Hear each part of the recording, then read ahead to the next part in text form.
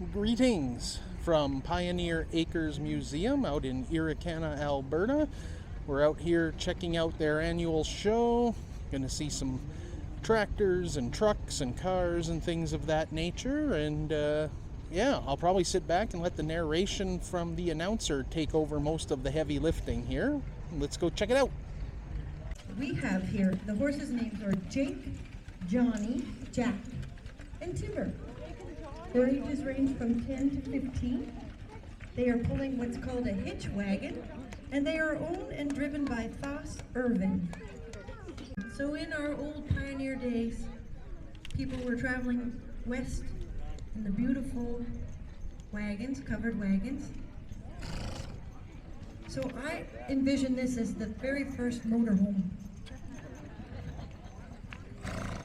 These beautiful horses and wagon are owned by Joe Leo.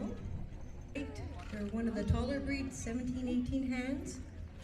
Hands are measured by, so a hand is considered 4 inches, and we measure from the ground up to their withers, which is kind of the bump just behind their neck, where it meets their shoulders.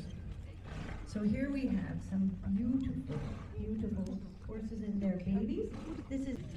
These are 2 Belgians, Diesel on the right, Elvis on the left. So Elvis is in the building, as they say. And their owner here is George McLean, and he's from Edgewater, BC. So he had a fairly decent ride to get here. We thank him for coming all this way. This is what you're getting. A beautiful group of 8 horses teamed together.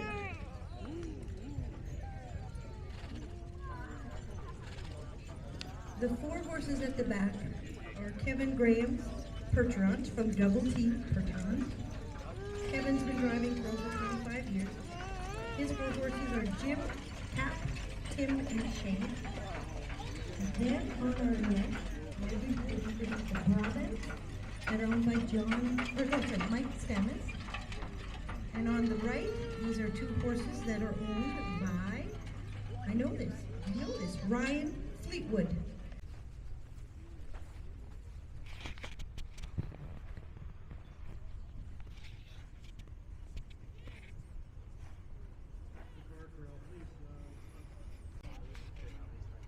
Eddie was telling me how you do it.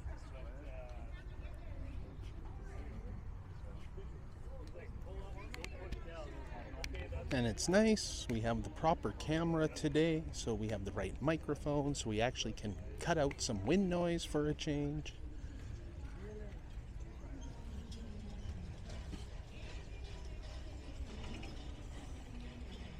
You have to do a good job of it, for sure. All right, 1923, Kelly Stringfield, very unusual model for sure. And we got Rob Koch from Calgary has been helping us here at Pioneer Acres and learning how to run some of these trucks and maintain them. And Replica runabout, locomobile, horseless carriage. It's he built this as a scale version of the original, electric drive, 36 volt. And originally that car would have been steam powered. So man. 1939 Ford 91C, owned by George and Gail McLean out of Calgary. That would be George McLean driving for sure. And I don't know if that's Keaton in the truck with him, the grandchildren there, and Ellery. 1923 White. And this again was one of the original Carey collection, donated by Ron's son Sean to Pioneer Acres in 2022. Driven today by Andy Bushfield, I believe. Well, the next one, I guess I know a little bit about that. That's 1968 Chevrolet. Half ton, I bought that in 82. Was in an accident, changed the frame. It had a camper on the back at the time, and then we converted it back to a pickup truck in 1997.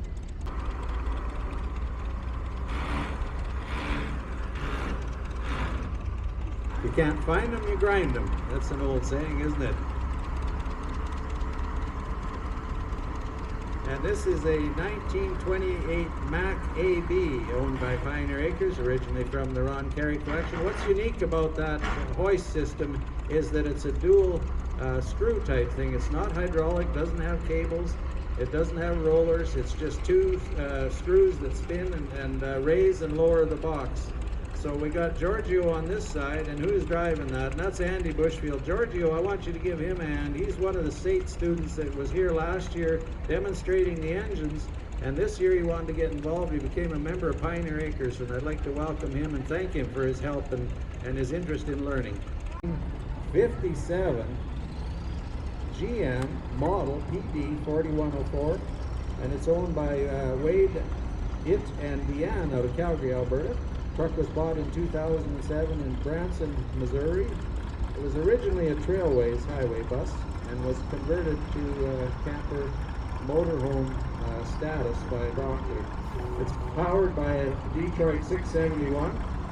It's a non-turbo 671, and we got the manual 4-speed Spicer transmission and no power steering in that, so it's a bit of a job to manipulate that thing around.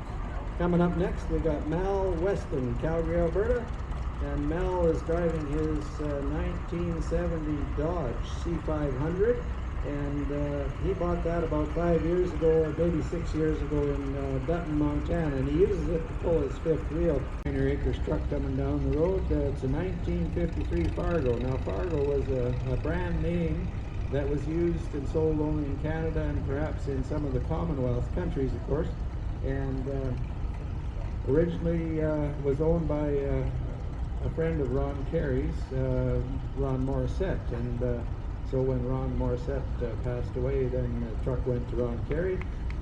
So we got Rob Cott again driving here, and this truck is owned by Martin Iftedy out of Ontario, and it seems kind of strange that we'd have a truck here that was owned by somebody in Ontario, but this truck spent its life here in Alberta, and it was a working truck pulling trailers around. It's a 1962 International BC. A very unusual car. It's a 1917 Grey Dort, and it's owned by Henry and Marianne out of Strathmore, and that's Henry driving it just today. Marianne said, I've had enough of this, I'm not going to jump in there. This is a Pierce Arrow, and it's part of the Carey collection. Dan Shaw driving that, and you notice it's got the right-hand drive. It's got the hard rubber tires, but this time not wood spoke wheels at all. It's got the malleable iron spoke wheels, and they're hauling quite a heavy load of wildwood weed, I think, maybe. I don't know what's in there. Caterpillar was formed in 1925 with the merger of the Holt Brothers Tractor Company and the Best Tractor Company, both family businesses. They were very rivals for a long time until the bank convinced them to the merger, so they merged together. This Caterpillar here is actually just a model number. It's not company name later.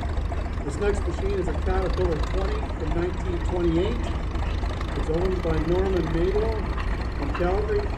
Norman himself is behind the controls there. It's the first remodel after the 25 merger in 1925 between Holt and Bass. It's owned by Stephen Lawrence from Czar, and Stephen at the controls.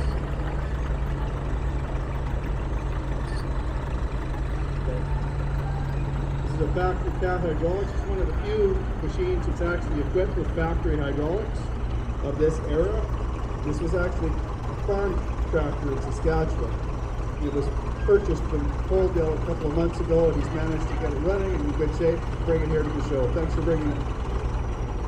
This is the heaviest machine that's common use around the oil field because it's, you only need one extra set of tires underneath it.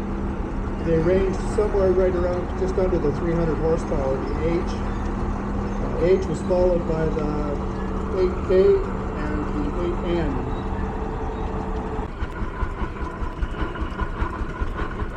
This oil pull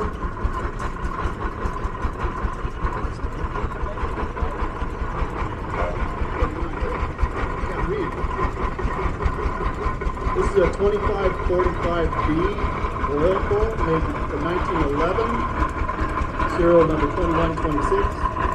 It's the 125th oil boat of that model built by Runway. It's owned by Ted Shearing and family. It's kerosene fueled, 2-cylinder, 25 drawbar horsepower, 45 on the belt, weighs roughly 14 ton.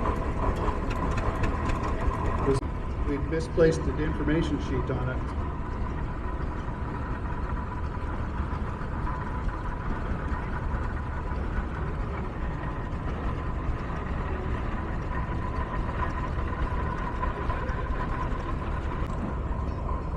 And Ron is actually pulling our stone boat with our mobile repair service on it from the blacksmith shop with that anvil of ice in the forge and possibly a little bit of grinding. You could fix just about anything on your old farm.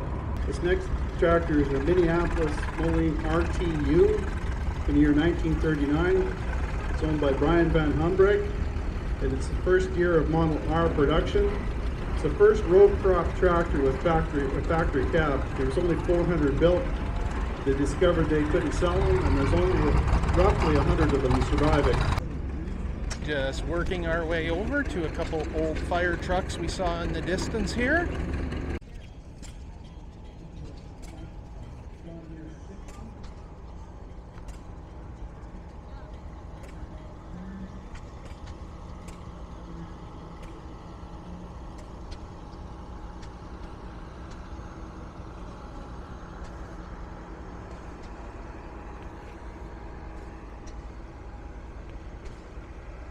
Red one's a 1974 Ford.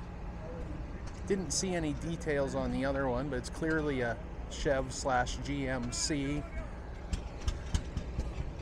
I'm gonna guess mid-60s based on the style of the hood. Oh, Chevrolet specifically, I see it there. I really love the trucks of this era.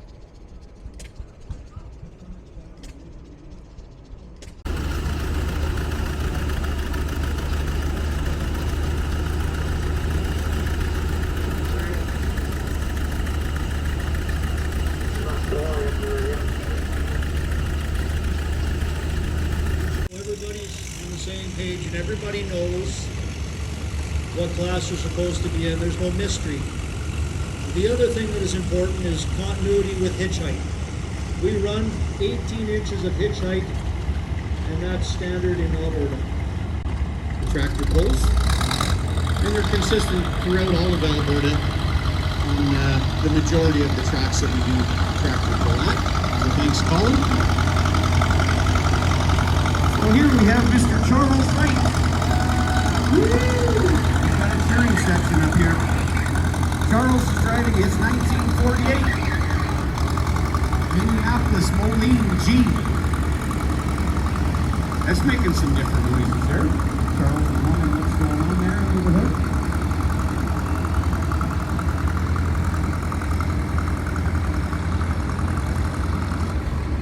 Right there, Charles, right there, 138.87. Sneak Dean away and get him up here and do some tractor pulls and hopefully give him a bit of break and have some fun up here. Dean is driving his 1957 Massey Harris 444. Quite certain he's having a great time.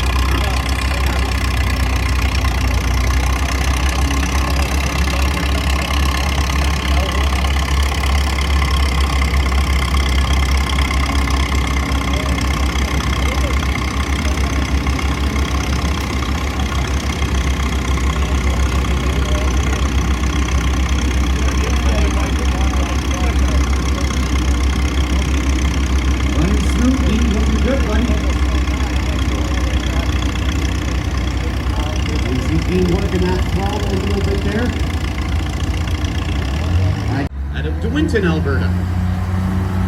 And here we go, Brian.